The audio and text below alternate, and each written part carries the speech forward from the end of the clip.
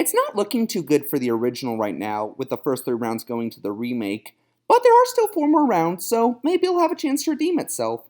But now, let's look at the one thing worse than an evil biological mother.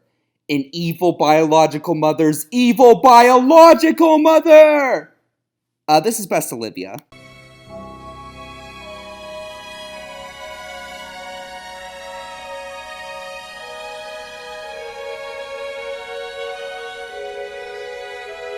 What's really interesting about both films is that the actress of the grandmother is probably the most well-known member of the cast. She's played by Louise Fletcher in the original and Ellen Burstyn in the remake, two popular B-list celebrities, so you think this would be a tough choice, right?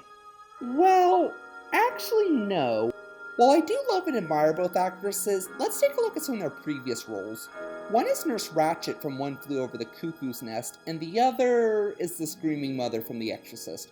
Which one do you think makes for the more intimidating villain? One thing to note is, unlike the other main characters in the story, the grandmother has no major change or development in her character. She remains the same throughout, so it's largely the performance of the actress that'll make the character interesting.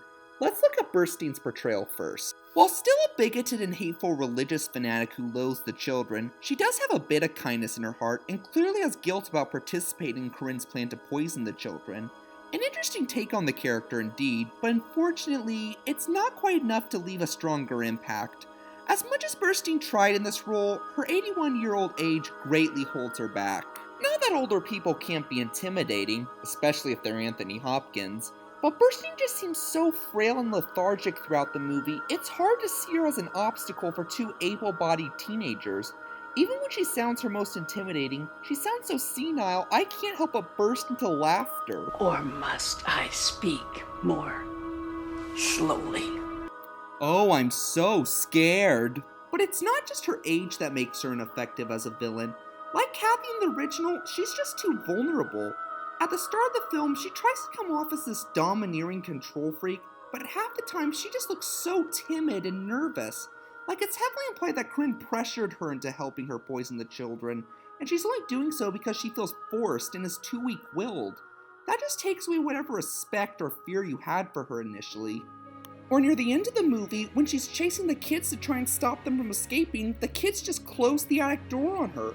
And since she's such a claustrophobic, she just breaks down and starts freaking out. Help! Help! Help! Yeah, I'm sorry, but that is just pathetic, and it really makes you question the believability of why these children, or even Corinne for that matter, would take crap from such a cowardly, feeble old bag for so many years. Now, let's look at Fletcher's portrayal of Olivia.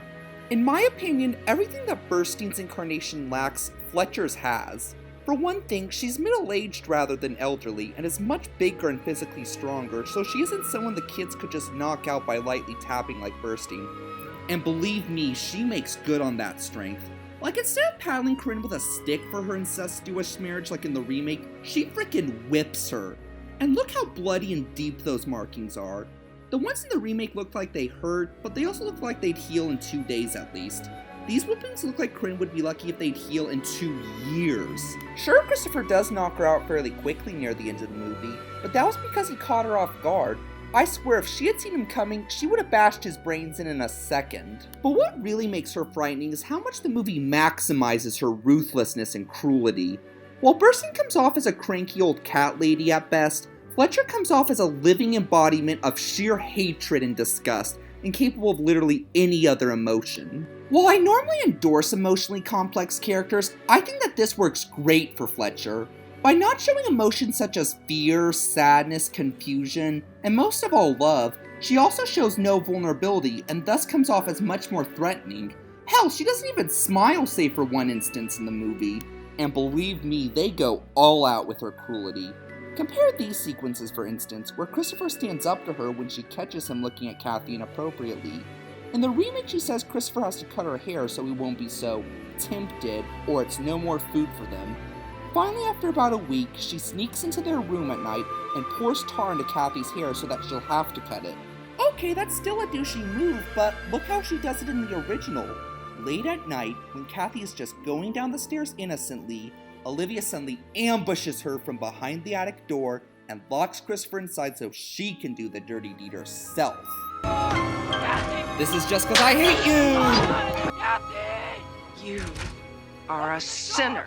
Come on, open the door! I swear, you thought she was going to cut Kathy's hand off with that knife, didn't you?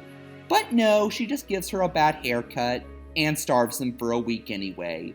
Douche.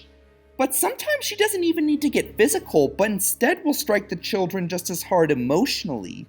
Like when she catches Kathy and Christopher sleeping in the same bed, instead of whipping them, she breaks the music box that Kathy's father gave her just before his death. I know Kathy overreacted in this scene, but that is just sick.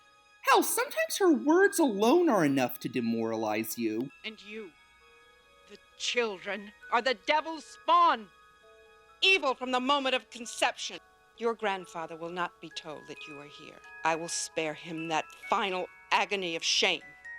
I will give you food and shelter, but never kindness or love.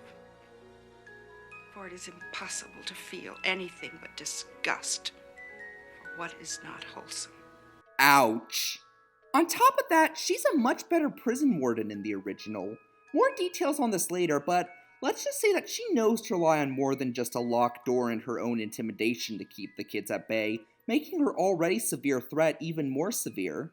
In terms of which one is closer to the book, maybe Burstein's is slightly, but this is one of those instances where more faithful does not mean better. Which grandmother do you take more seriously? The frail, emotional 81-year-old crank, or the middle-aged, brute-strong, ruthless one without a single maternal bone in her body? Sure, Burstein has a little more complexity with that small conscience they gave her, and she can be pretty aggressive at times, but her age and the ride made her so vulnerable, it just seems ridiculous that anyone would take her seriously as a captor. Fletcher, on the other hand, makes you feel vulnerable with how ruthless and insensitive she is, and is a great example of how reading the Bible too literally can inspire sheer hatred instead of kindness. This just makes it seem all the more believable that the children wouldn't try to overpower her right away. And in a story of captivity, the more believable captor is the more effective villain. Point goes to the old. Just go.